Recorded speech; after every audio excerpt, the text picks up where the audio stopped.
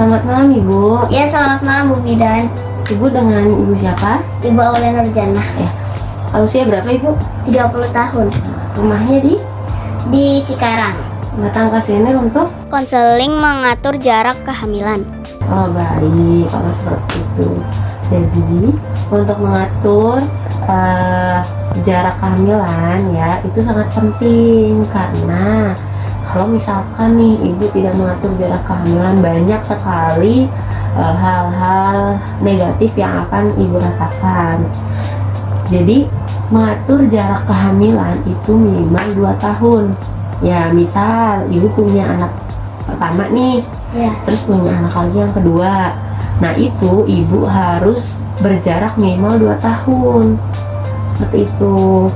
Nah ini tuh juga menjadi sangat penting karena dari segala sisi kan diperhatikan. Jadi tubuh ibu itu juga sudah siap untuk menerima janin kembali tanpa harus menghasilkan cadangan zat besi. Jadi kalau misalkan nih ibu punya anak pertama, terus ibu hamil lagi nih untuk anak kedua. Nah, kalau jaraknya itu tidak mencapai 2 tahun, nanti si anak yang pertama itu tidak bisa merasakan dan mendapatkan ASI eksklusif. Itu jadi zat gizinya juga kurang terpenuhi seperti itu. Terus ada beberapa dampaknya juga yang bisa menyebabkan ataupun yang terjadi ketika ibu memiliki kehamilan yang jaraknya pendek. Nah itu ibu bisa terkena anemia, terus plasenta previa, kematian saat melahirkan, ketuban pecah dini, dan perdarahan pada trimester. Terus ibu juga perlu untuk mempersiapkan kehamilan.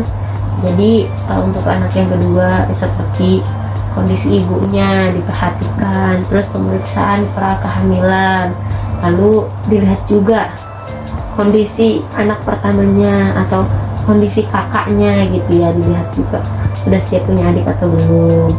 Jadi jika tidak itu nanti akan mempengaruhi faktor tumbuh kembang anaknya.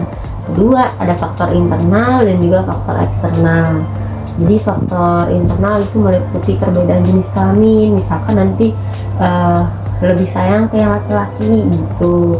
Terus perbedaan usia atau jarak kehamilan, urutan kelahiran, dan juga saudara kandung. Itu faktor internal yang mempengaruhi hubungan tumbuh kembang anak.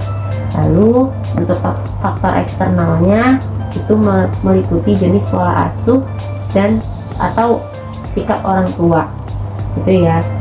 Dan sibling rivalry ini itu kan tadi rasa kecemburuan, persaingan, pertengkaran yang terjadi antara saudara yang menimbulkan kompetisi itu ya. Dia ada sisi positifnya, ada negatifnya.